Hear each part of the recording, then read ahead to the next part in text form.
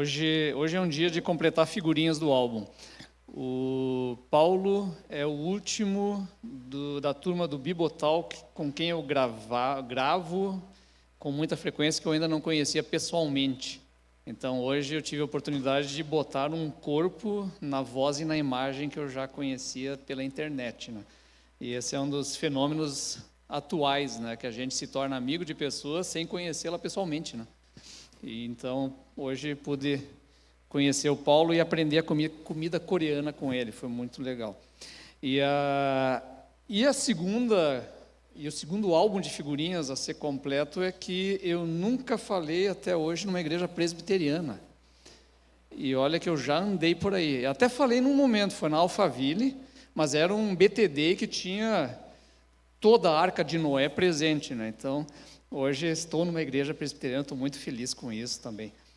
O que eu vou falar hoje, tempo e espaço, a encarnação da fé cristã, é um tema que eu trabalhei, é quase que um panorama bíblico, porque tem muito a ver com o Atlas, né? Eu fiz um Atlas que explora justamente essas questões, que são as questões do tempo e do espaço da história bíblica. Então, por que afinal a gente recomenda que a gente tenha Atlas, por exemplo, para estudar e compreender melhor a Bíblia, e tem a ver com o que eu vou falar hoje.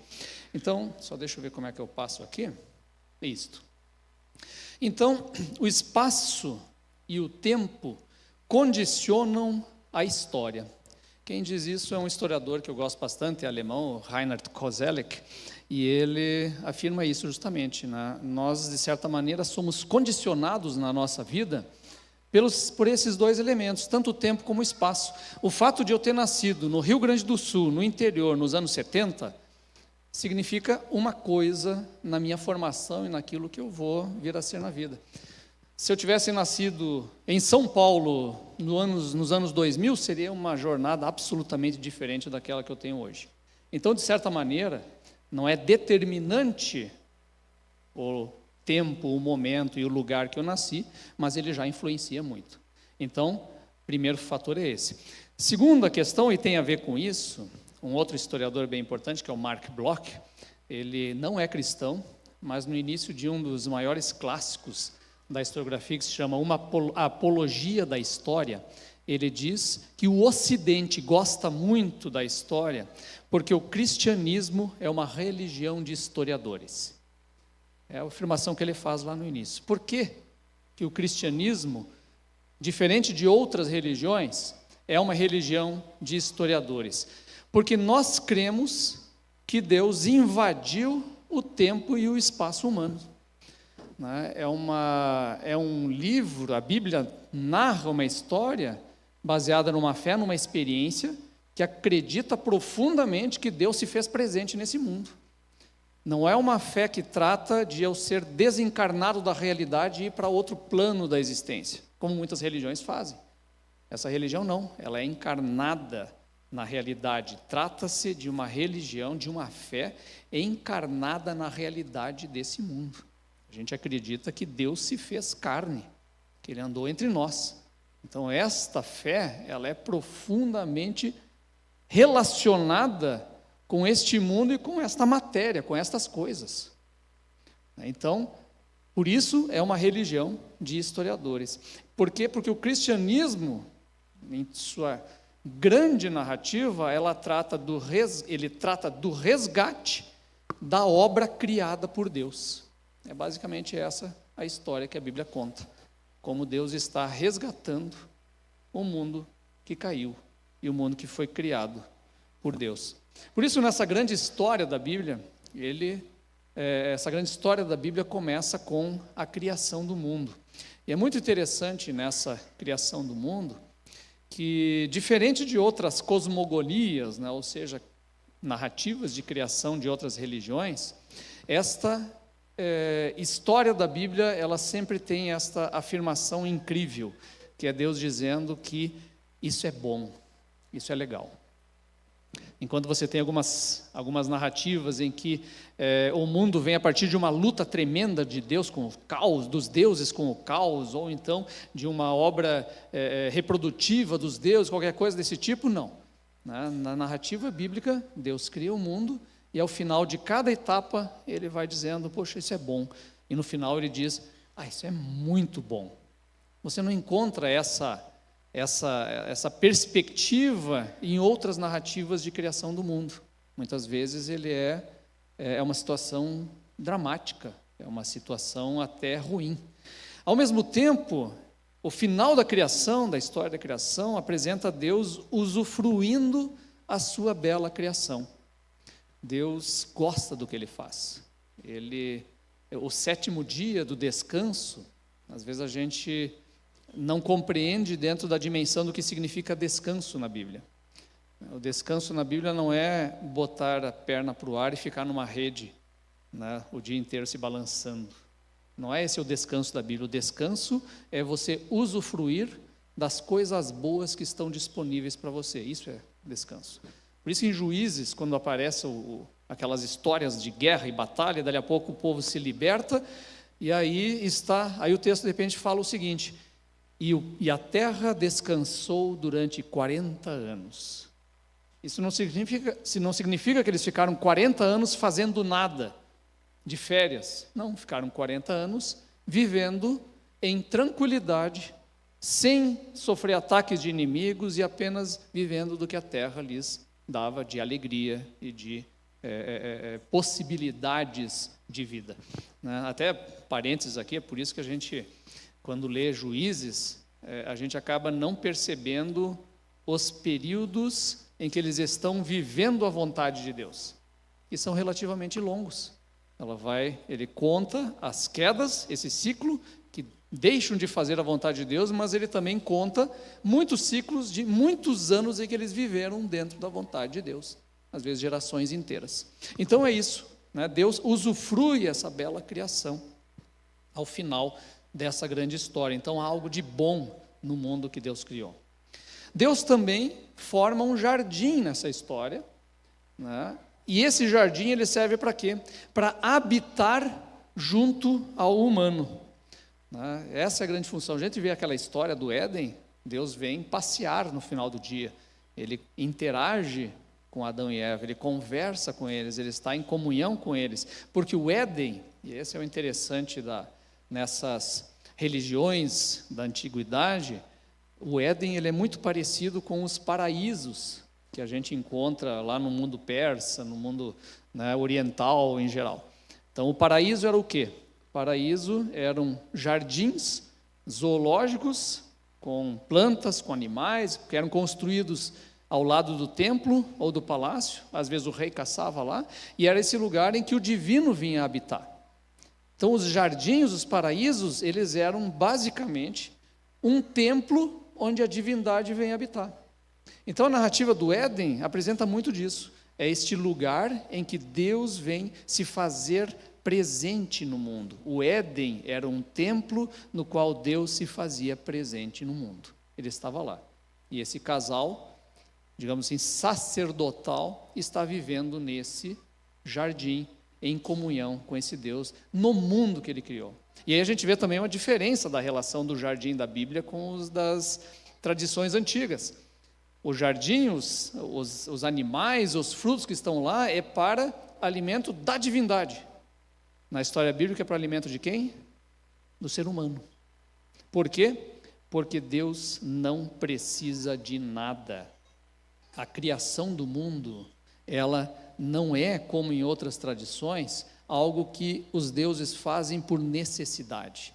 Na Bíblia, a criação do mundo é um ato de amor da Trindade.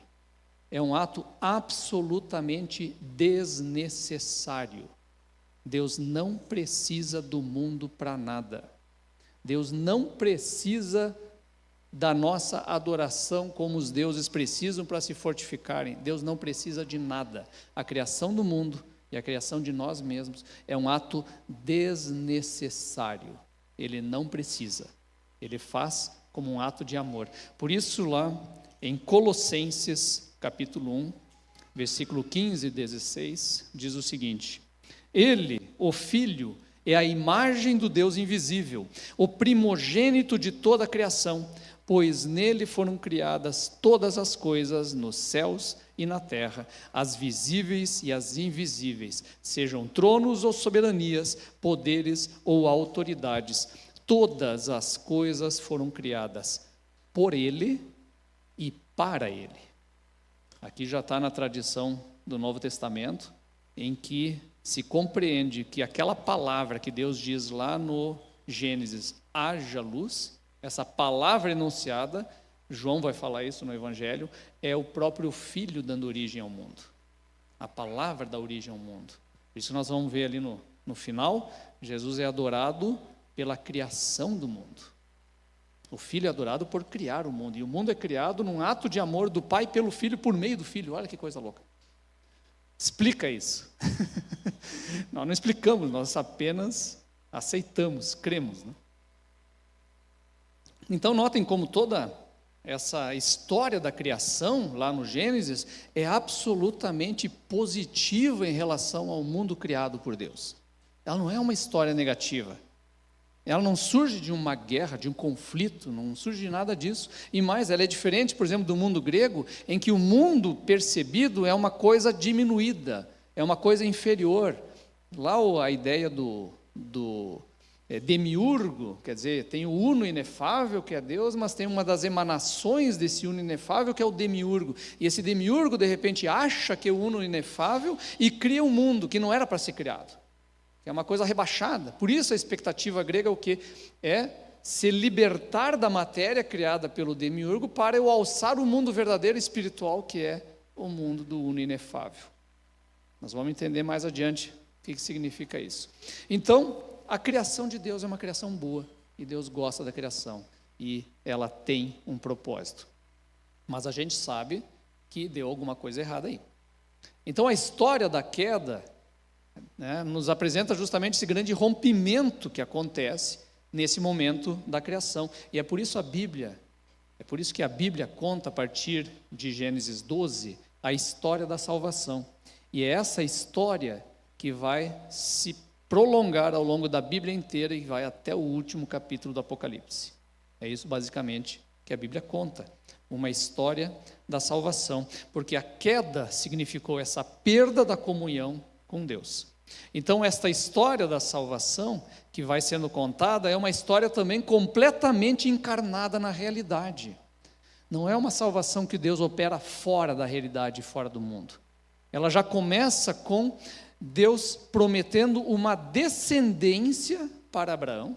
Quer dizer, Abraão é chamado para ter um filho, para peregrinar numa terra, e Deus aponta um lugar, uma terra, aqui alguma coisa vai acontecer. Quer dizer, por meio dos teus descendentes, gente de verdade, de carne e osso, e neste lugar, nesta terra, Deus vai abençoar todos os povos da terra.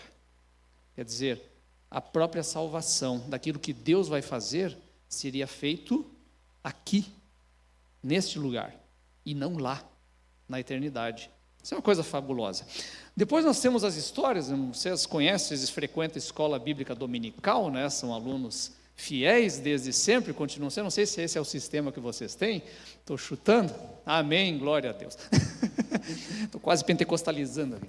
Então, estava brincando, não consigo nem levantar as mãos, assim, né? Sou um batista muito raiz. Então, e o êxodo, né? Então, voltando aqui para a nossa história, o êxodo ele representa também essa intervenção divina na história.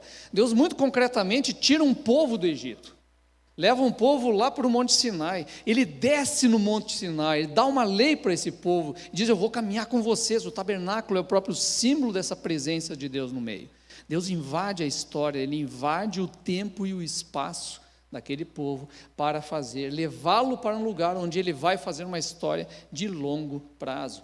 A gente sabe que o resto da história parece que não dá muito certo, né? A gente estuda o Antigo Testamento e é complicado, né?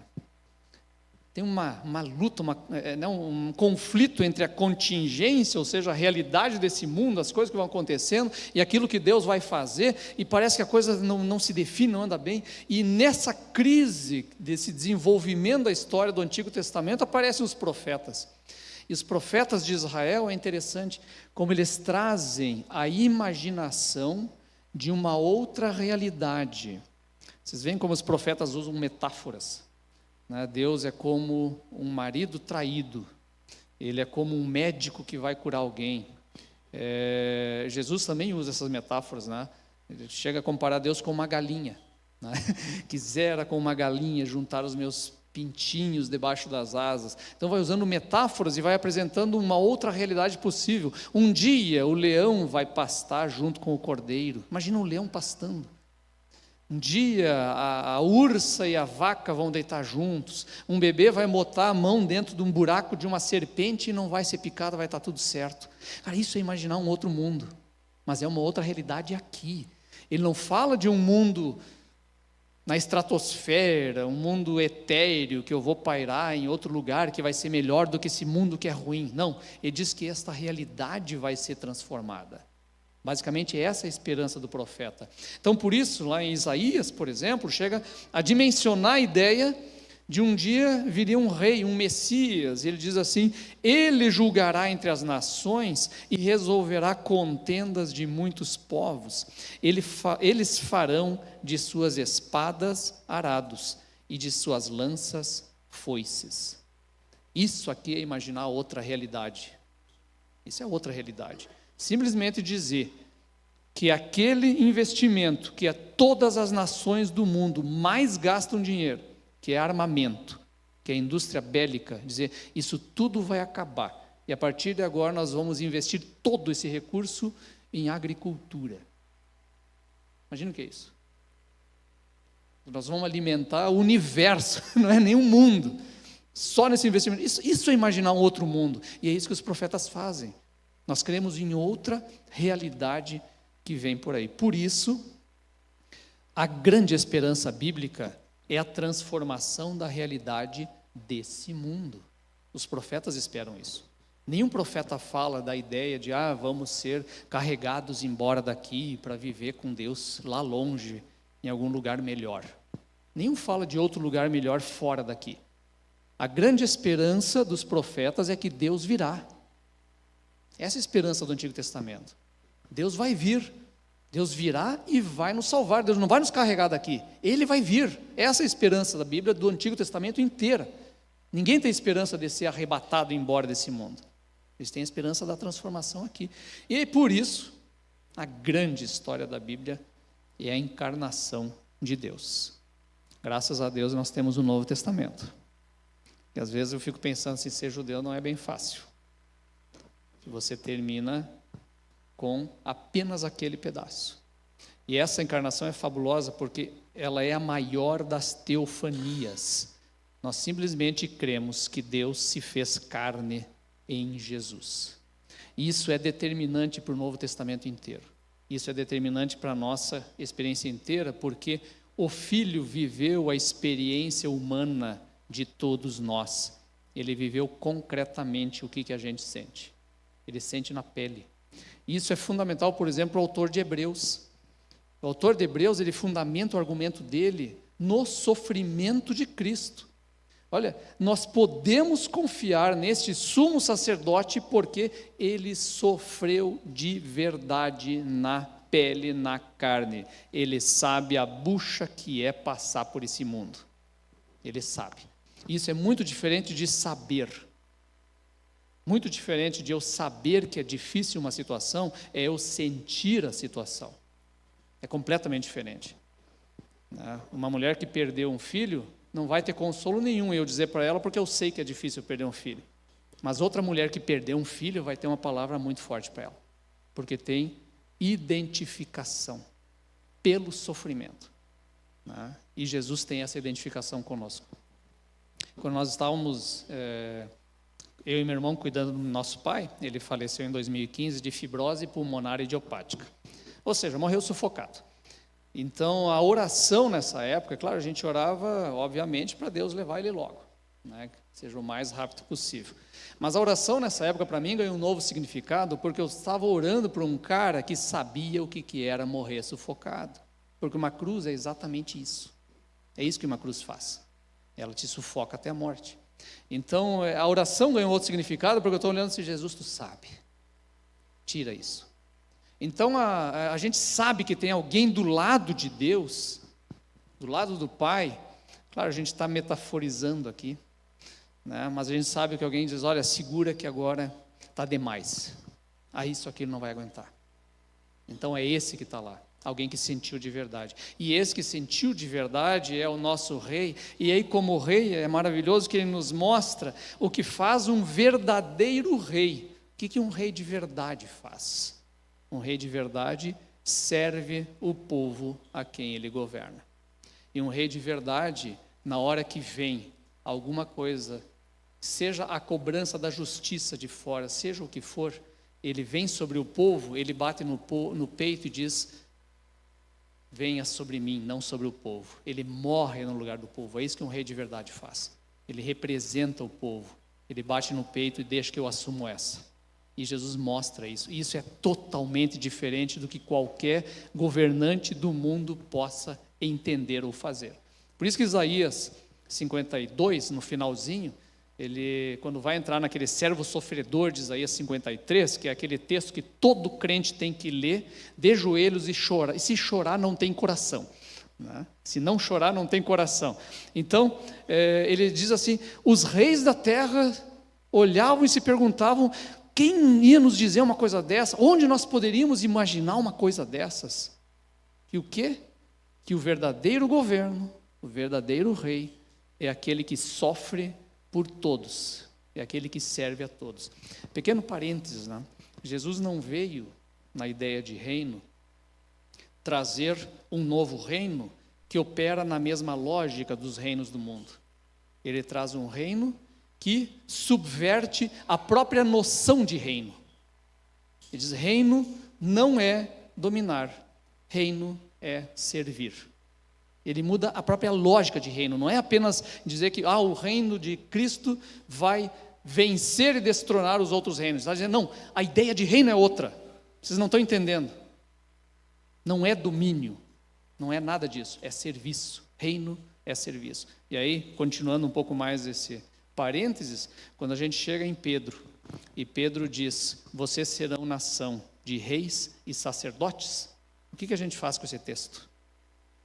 A gente interpreta na perspectiva de reino de Jesus, que significa que nós seremos servidores do mundo e, se necessário, morreremos por ele, ou nós assumimos a lógica mundana de que nós vamos dominar e mandar no mundo? Qual das duas opções a gente pega nesse texto? Então temos que cuidar da hermenêutica que a gente faz. É a de Cristo ou é a mundana? Então eu recomendo a de Cristo. E aí continua essa história. Claro, Jesus morreu, porém a ressurreição é este momento dialético que não dá para separar da sua morte. Assim como ele apresenta outro reino, ele apresenta alguém que, diante da brutalidade, da violência desse império do mundo, ele se entrega para morrer, ele ressuscita e vence. E a ressurreição é uma promessa de restauração do corpo. Isso é um negócio fabuloso. Porque a ressurreição, ela é o mais completo absurdo da história religiosa e da história humana. Simplesmente porque as pessoas não ressuscitam. A pessoa morreu, fica morta. Essa é a regra suprema da biologia inteira, do mundo inteiro, da história inteira. Não tem, Jesus subverte absolutamente isso, porque este mundo e esta realidade tem um propósito no projeto de Deus. E é muito interessante, né, quando a gente começa a pensar sobre a questão da teologia em si.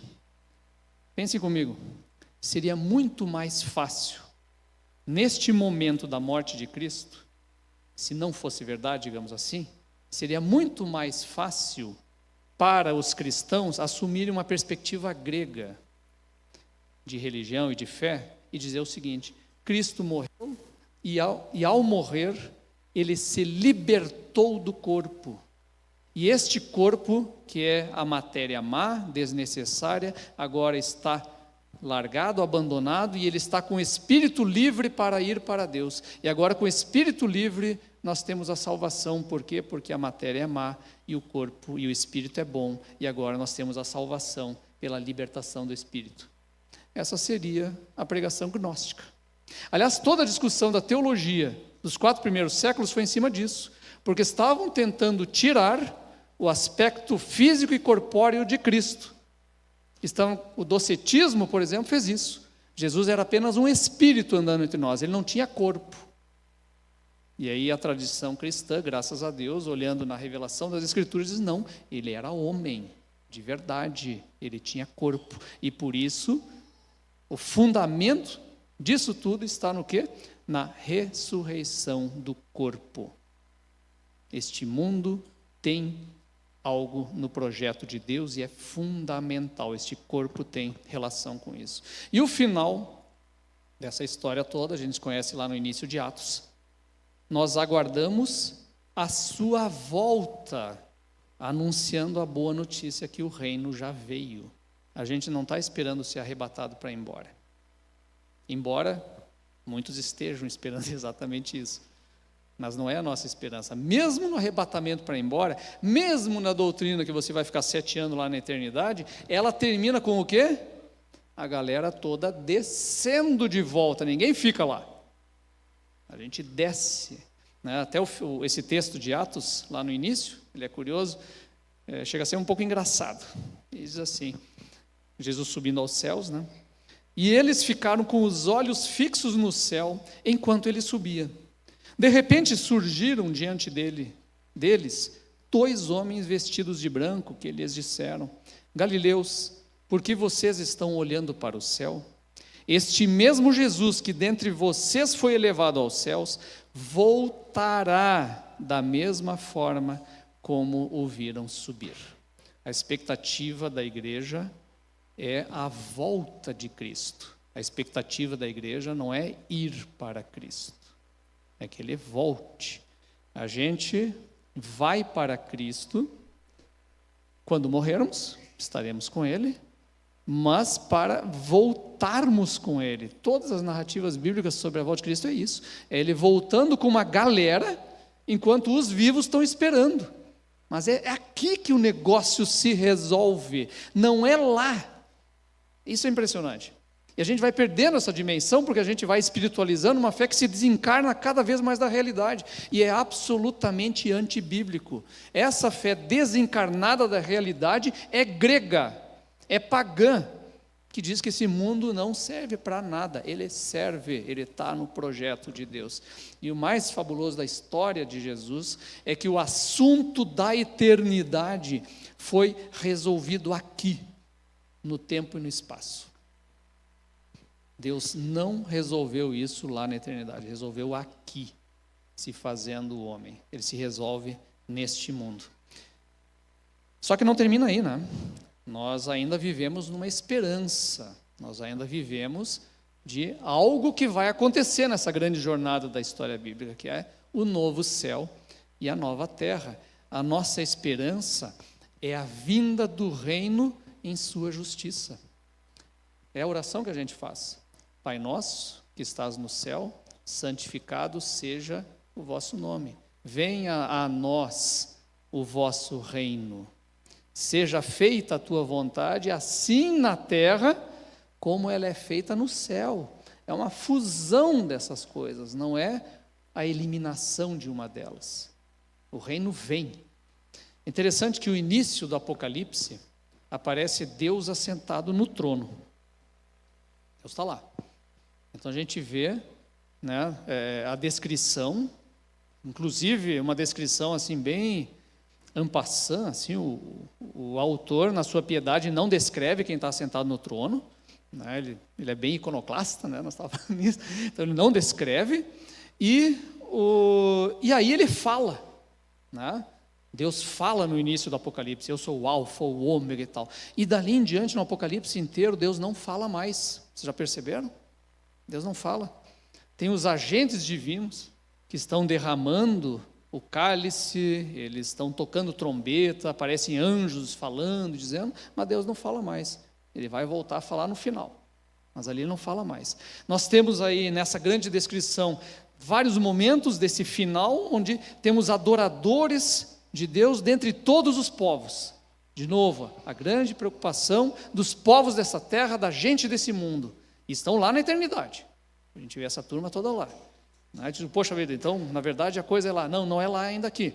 Aí nós temos nessas narrativas do Apocalipse, Deus e o Cordeiro sendo adorados por duas coisas. E essas duas coisas são muito importantes porque são completamente vinculadas com este mundo. Deus e o Cordeiro são adorados pela criação do mundo.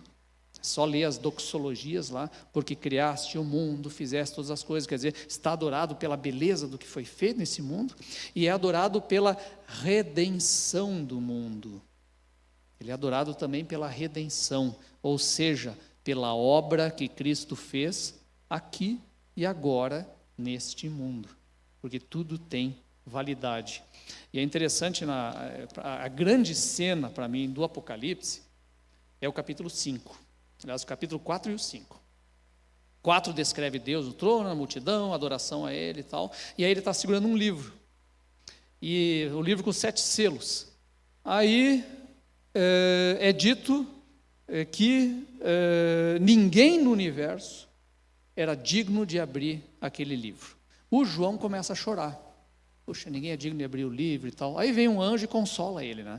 O anjo diz, não te preocupa, o leão da tribo de Judá, né, a raiz de Davi, venceu e vai abrir o livro. E aí vem o grande plot twist do Apocalipse. Sabe o que é um plot twist? É a virada no enredo. Tu acha que está indo para um lado no filme, e daí, pum, tu tem uma surpresa e dá uma reviravolta. Esse é o momento do Apocalipse. Aí ele espera para olhar o leão subir lá em cima, acha que vai aparecer o Aslan, né, do C.S. Lewis. Chega o Aslan e ele olha o quê? Um cordeiro como que foi morto, sobe lá. Esse cordeiro, aqui eu saí do Rio Grande, mas o Rio Grande não saiu de mim. A gente tem uma expressão maravilhosa no Rio Grande do Sul para isso, que é esgualepado. Esgualepado. É tipo estrupiado, arrebentado, né? É isso. Então, e a sonoridade é maravilhosa, né? Esgualepado. Guardem essa. Então, sobe aquele cordeiro esgualepado, ou seja, como que foi morto. Ele passou por um sacrifício, garganta cortada, os membros despedaçados, porque ele é levado para cima do altar. E é esse que sobe daquele jeito. Quer dizer, o leão é o cordeiro, na verdade. Está dentro de toda a lógica do reino que eu estava falando antes. É o que se entrega para morrer, é ali que está a vitória dele. Então é esse que sobe, e esse é adorado justamente por isso. Ele é adorado porque dentro do mundo, do tempo, do espaço, ele morreu e ele se entregou. E a conclusão da Bíblia, a conclusão do Apocalipse, que é a coisa mais linda, é Deus habitando com o seu povo na terra. O Apocalipse não termina com essa gente toda lá no céu. Ele termina com Deus descendo com essa gente toda para a terra. Esse é o final da Bíblia. Não é nós vamos viver etéreos, desencarnados lá em cima. Não, é muito concreto e muito fincado nessa realidade. Por isso o Apocalipse diz, nesse texto que é lindo, ele diz assim, e vi novos céus e nova terra, pois o primeiro céu e a primeira terra tinham passado, e o mar já não existia. Vocês estão ligados, né? O mar aqui não é o mar de verdade. O mar aqui é o lugar do caos, de onde emergem as bestas dos impérios, que aparece lá no Apocalipse inteiro. Eu sempre tenho que dizer isso porque eu moro em Florianópolis, né?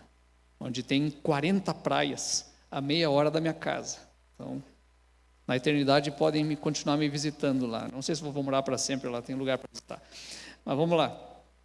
Vi a cidade santa, a nova Jerusalém, que descia dos céus da parte de Deus, preparada como uma noiva adornada para o seu marido. Ouvi uma forte voz que vinha do trono e dizia, agora o tabernáculo de Deus está com os homens, com os quais ele viverá.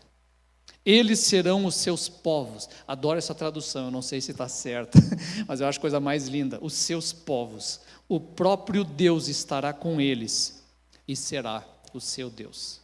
É a grande esperança da volta de Cristo. Estaremos vivendo com Deus neste mundo para sempre. É interessante que não é um retorno ao início lá do Éden, em que Deus está passeando no jardim, porque A Bíblia começa com Deus e a humanidade em um jardim, mas ela termina com Deus e a humanidade em uma cidade. É outra coisa, é uma coisa a mais. A cidade é a própria história da humanidade. É aquela história que Deus construiu aqui. E aí Deus sim enxugará toda lágrima, porque a gente vai olhar o passado, não porque a gente esqueceu, mas porque a gente entendeu. Nós compreendemos. Aí tu diz, pá, agora faz sentido. Coisa que a gente não tem condição de fazer agora. Mas lá a gente vai olhar e saber, agora eu entendi. E aí nós vamos adorar ainda mais ao Cordeiro pela obra que ele fez. Então, porque senão, se fosse apenas Deus dá um restart e começa de volta para o Éden, podia perguntar, para que isso tudo? Para que tanto sofrimento se é para só voltar ao início? Mas não, é porque vai ser algo a mais ainda. Aí este Deus que criou o mundo vai continuar criando e recriando, fazendo novos céus e nova terra, e algo que nós vamos viver aqui neste mundo, aqui e agora. E é disso que a gente trata então no Apocalipse. Que Deus, no Atlas e em tudo mais que a gente está fazendo. Então que Deus nos abençoe. Muito obrigado.